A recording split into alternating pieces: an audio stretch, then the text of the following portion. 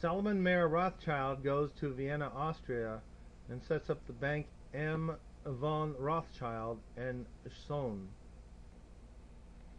In 1811, the charter for the Rothschild Bank of the United States runs out, and Congress votes against its renewal.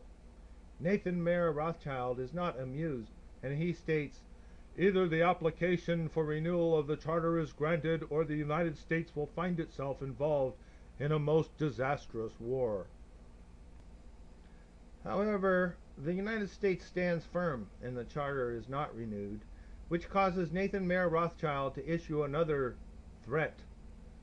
"Teach those impotent Americans a lesson. Bring them back to colonial status." The British are coming. In 1812, backed by Rothschild's money and Nathan Mayer Rothschild's orders, the British declare war on the United States. The Rothschilds' plan was to cause the United States to build up such a debt in fighting this war that they would have to surrender to the Rothschilds and allow the charter of the Rothschilds owned First Bank of the United States to be renewed. Mayer Amschel Rothschild dies. In his will, he lays out specific laws that the House of Rothschild were to follow. All key positions in the family business were only to be held by family members. Only male members of the family were allowed to participate in the family business. This included a reported sixth secret bastard son. It is important to note that Mayer Amschel Rothschild also has 5 daughters.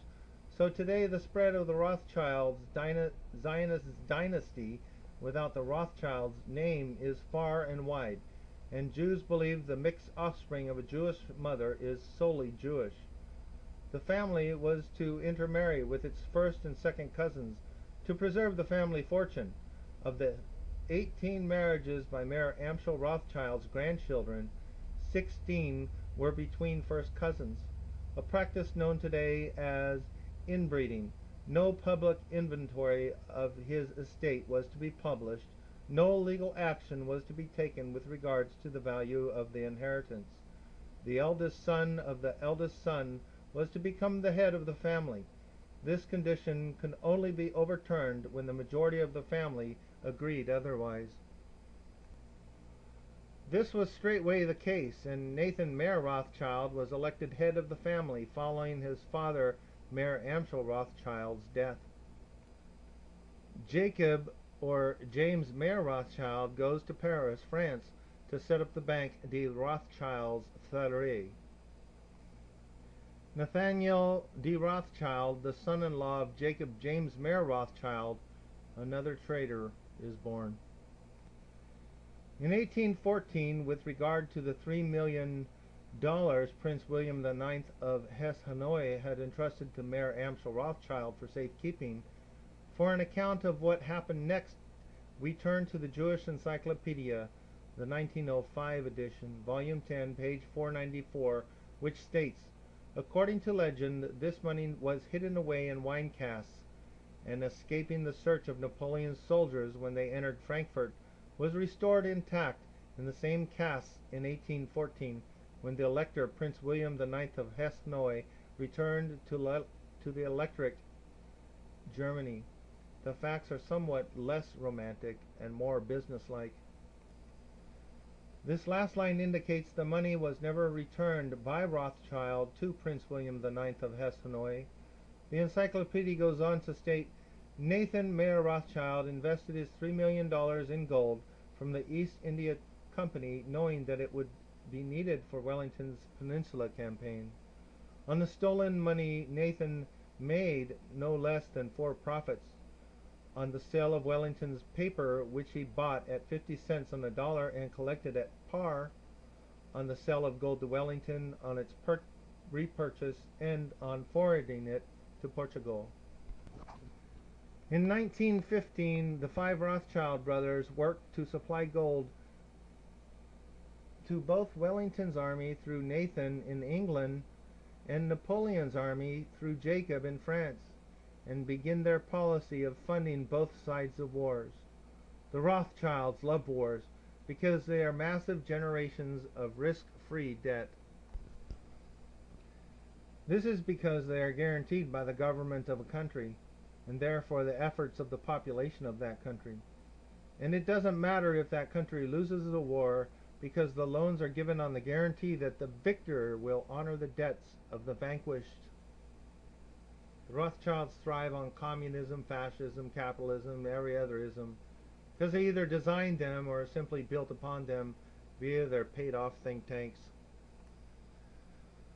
While the Rothschilds were funding both sides in this war, they used the banks they have spread out across Europe to give them the opportunity to set up an unrivaled postal service network of secret routes and fast couriers. The post these couriers carried was to be opened by these couriers and their details given to the Rothschilds, so they always were one step ahead of the current affairs.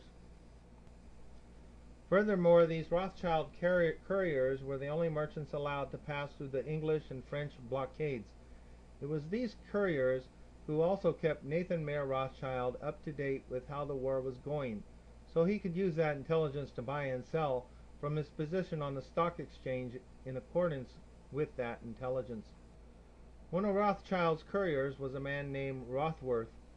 When the outcome of the Battle of Waterloo was won by the British, Rothworth took off for the Channel and was able to deliver this news to Nathan Mayer Rothschild a full 24 hours before Wellington's own courier. At that time, British bonds were called consols, and they were traded on the floor of the stock exchange. Nathan Mayer Rothschild instructed all of his workers on the floor to start selling consols. This made all the other traders believe that the British had lost the war, so they started selling frantically. Therefore, the consols plummeted in value, which was when Nathan Mayer Rothschild discreetly instructed his workers to purchase all the consols they could lay their hands on. When news came through that the British had actually won the war, the consols went up to a level even higher than before the war ended, leaving Nathan Mayer Rothschild with a return of approximately 20 to 1 on his investment. This gave the Rothschild family complete control of the British economy, now the financial center of the world following Napoleon's defeat, and forced England to set up a new Bank of England, which Nathan Mayer Rothschild controlled. Interestingly, 100 years later, the New York Times would run a story stating that Nathan Mayer Rothschild's grandson had attempted to secure a court order to suppress publication of a book which had this insider trading story in it. The Rothschild family claimed the story was untrue and libelous, but the court denied the Rothschilds' request and ordered the family to pay all court costs. Back in 1815, this is the year Nathan Mayer Rothschild makes his famous statement, "I care not what puppet is placed upon the throne of England to rule the empire on which the sun never sets. The man who controls Britain's money supply controls the British Empire, and I control the money of the British Empire." He would go on to brag that in the 17 years he had been in England, he had increased the £20,000 stake given to him by his father 2,500 times to £50 million.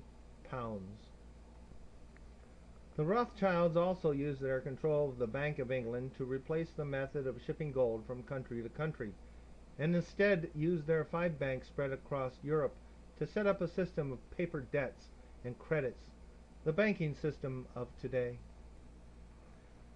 By the end of this century, a period of time that was known as the Age of the Rothschilds, it is estimated that the Rothschild family controlled half the wealth of the entire world. However, something that did not go well for the Rothschilds this year was a Congress of Vienna, which stated in September of 1814 and concluded in June of this year. The reason for this Congress of Vienna was for the Rothschilds to create a form of world government to give them complete political control over much of the civilized world. Many of the European governments were in debt to the Rothschilds, so they figured they could use that as a bargaining tool.